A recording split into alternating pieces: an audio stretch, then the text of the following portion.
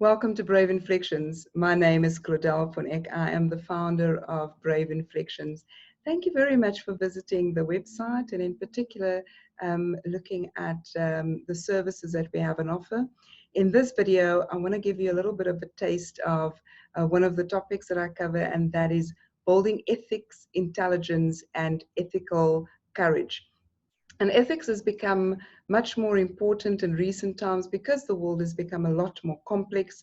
It is imperative that organizational leaders make sure that there are interventions put in place within the organization to build an ethical culture. It's also important that boards understand that ensuring that there is an ethical culture in the organization is part of their fiduciary duties. And so one has to look at it from a very proactive perspective. One needs to look at the impact that the organization may have on society, that ripple effect.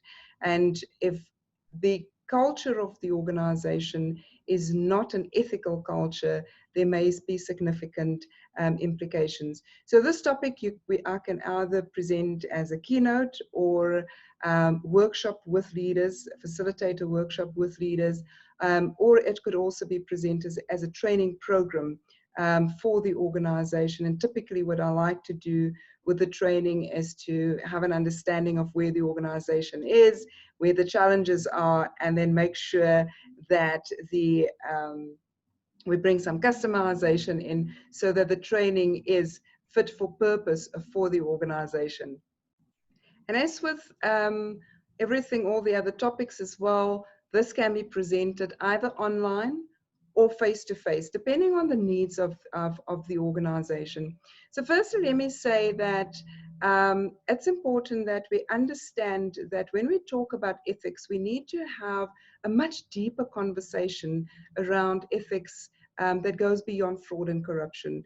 You know, typically organizations tend to look at it only from a fraud and corruption perspective, but with the increasing complexity in the world and increasing complexity that organizations have to deal with, the ethical dilemmas are increasing, the ethical implications and in the decisions and the actions of the leadership can have a profound impact on society. So there needs to be a much deeper conversation and actions and interventions within the organization. It's also important, I think, that we understand that we don't all look at the world through the same lens. We don't experience the world exactly the same based on our realities.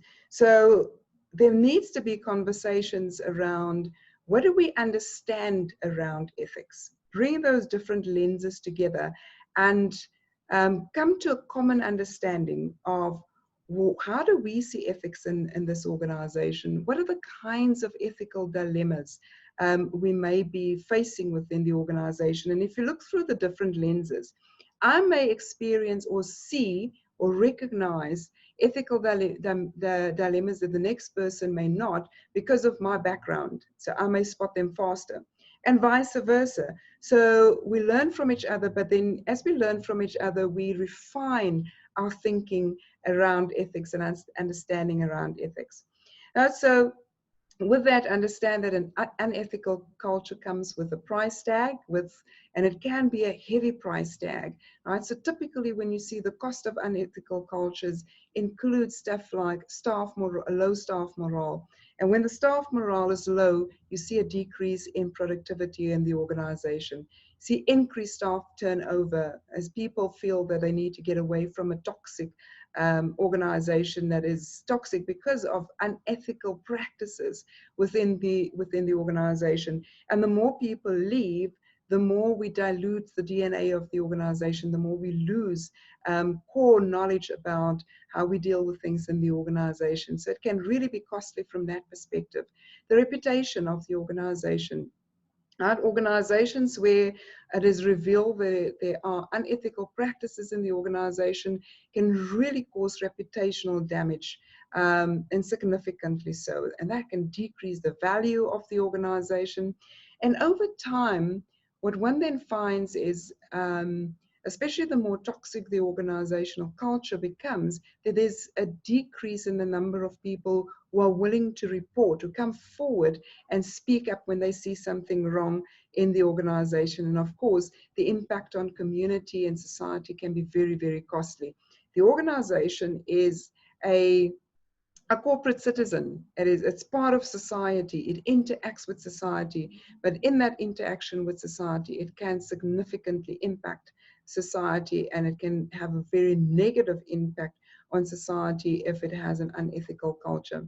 So what is ethics intelligence? I define ethics intelligence as your ability to spot ethical implications in decisions, in actions that are being taken, as well as your ability to deal with ethical dilemmas appropriately, right? So you need to be able to see it, and then you need to know how to navigate through ethical dilemmas appropriately.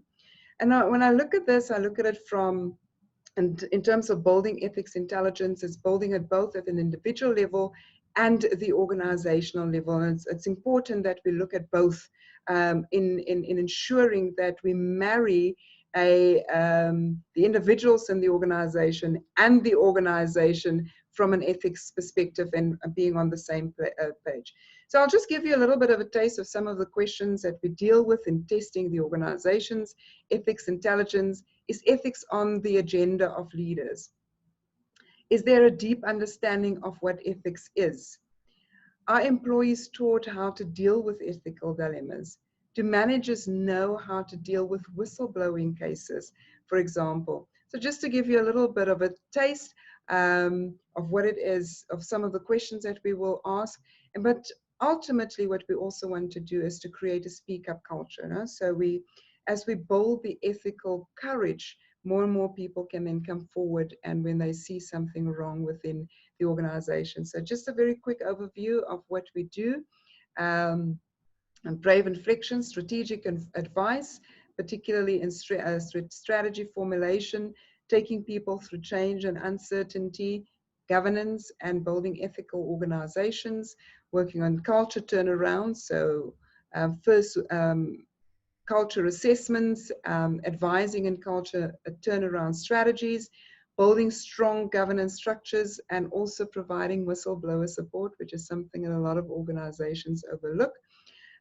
Facilitation, and that is facilitating strategic sessions, strategy sessions, or strategic conversations, and helping the leadership to not go into groupthink or be in an echo chamber. Training, essentially the themes that I cover is leadership, governance, and ethics. Executive coaching, I specialize in coaching people, leaders who are going through an inflection point, that is where they need to make really serious decisions, or they need to go through a transformation process as leaders or in their lives. Specifically also leaders groomed for promotions. And then I love working with previously disadvantaged people who come from previously disadvantaged backgrounds who are being fast-tracked for senior positions. And then conference keynotes as well, and the topics that I specialize in, as I've already mentioned those. Well, thank you very much for listening to this video. I hope that gives you a little bit of insight on what we cover under this topic. I do encourage you to go and look at the rest of the website. There's quite a lot of information on there. And if you subscribe to the website, every time I post something on the website, you'll be alerted to that. Well, once again, thank you. And I hope if you think that this is something that would work for your organization, contact us and let's have a talk about how we can assist you. Thank you.